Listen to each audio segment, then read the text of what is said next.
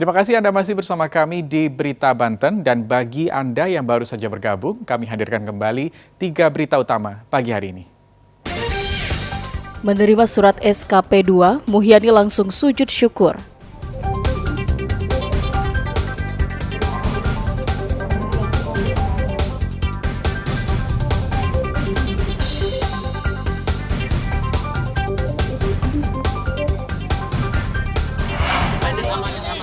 Dua pelaku curanmor babak belur dihakimi massa.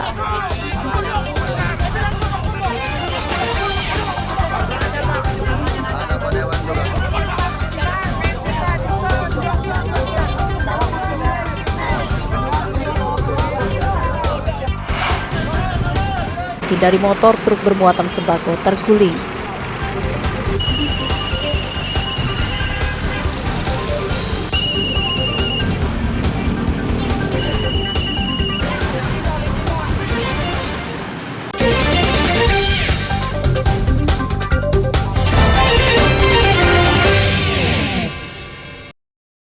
Inilah rumah Kokom yang hancur terkena angin puting beliung 6 bulan lalu.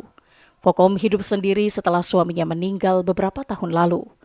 Nenek Kokom hidup sebatang kara dengan rumah bilik habis diterjang angin kencang.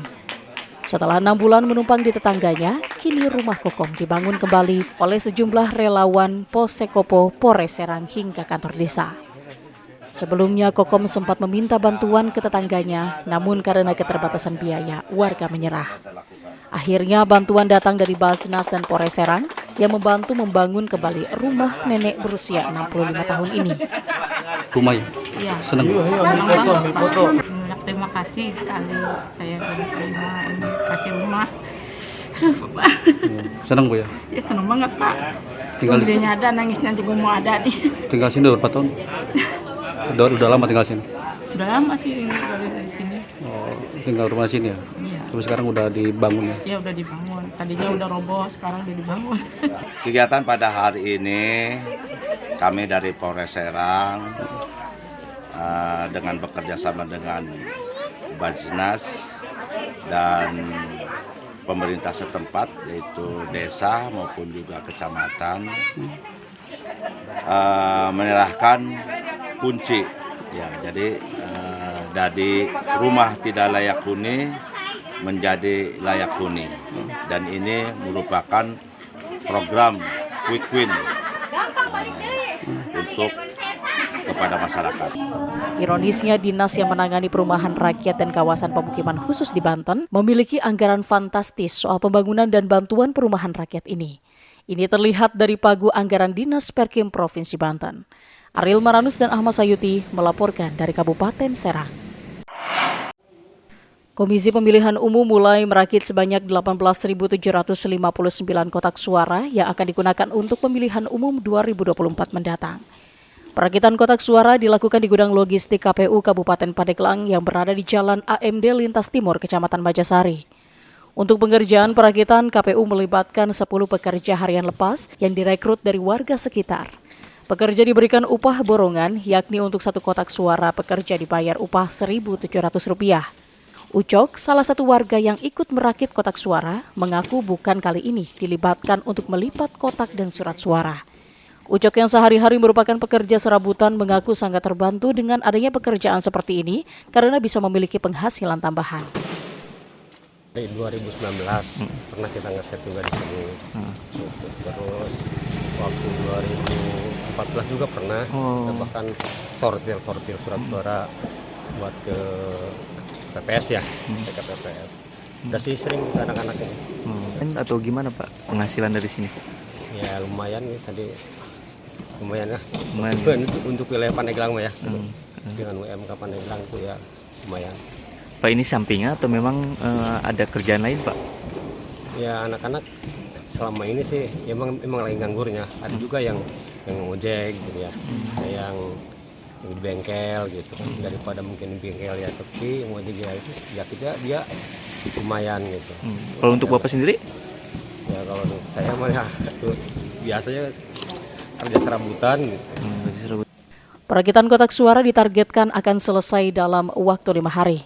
Nantinya kotak suara yang sudah dirakit akan didistribusikan ke 3.759 tempat pemungutan suara atau TPS, di mana masing-masing TPS akan mendapatkan 5 buah kotak suara. Pandeglang melaksanakan perakitan kotak.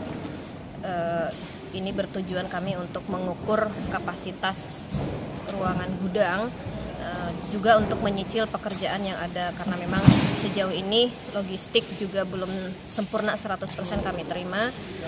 Jadi kami untuk menyiasati ruangan yang nanti juga akan datang logistik-logistik lain, maka segera kami kemas kotak suara. Untuk kotak suara sini jumlahnya berapa? KPU Pandeglang menerima 18.759.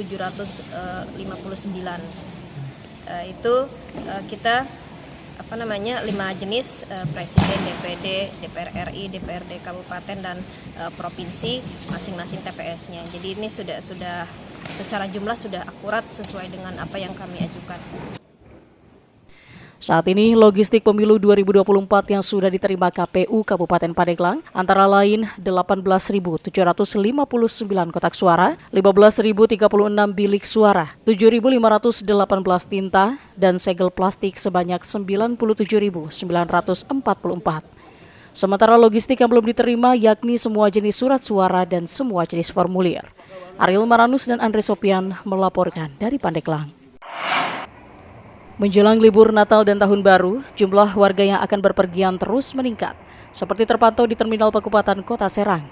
Tidak hanya penumpang dalam provinsi, peningkatan penumpang juga terjadi pada trayek antar provinsi, terutama tujuan Jawa Tengah dan Jawa Timur.